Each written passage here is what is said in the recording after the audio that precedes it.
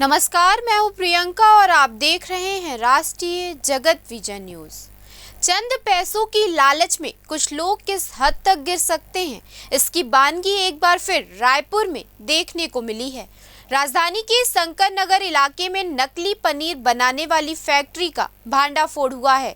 ये फैक्ट्री नाले के ऊपर चल रही थी, जहां साफ सफाई का नामो निशान नहीं था।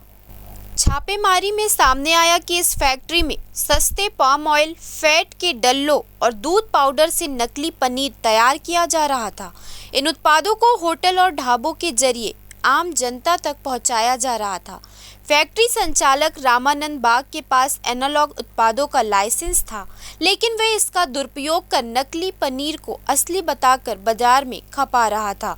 सबसे चौंकाने वाली बात यह है कि इस नकली पनीर को सड़े गड़े थर्माकोल के डिब्बों में पैक किया जा रहा था, जो पूरी तरह से खाद्य सुरक्षा नियमों के खिलाफ है।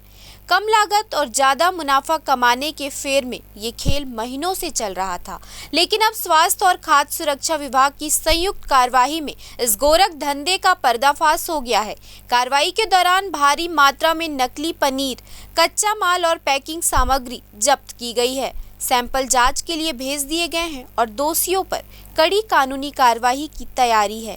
स्वास्थ्य विभाग ने आम जनता से अपील की है कि वे अज्ञात स्रोतों से आए डेयरी उत्पादों का सेवन न करें और किसी भी शंका की स्थिति में तुरंत खाद्य सुरक्षा विभाग या प्रशासन को सूचित करें।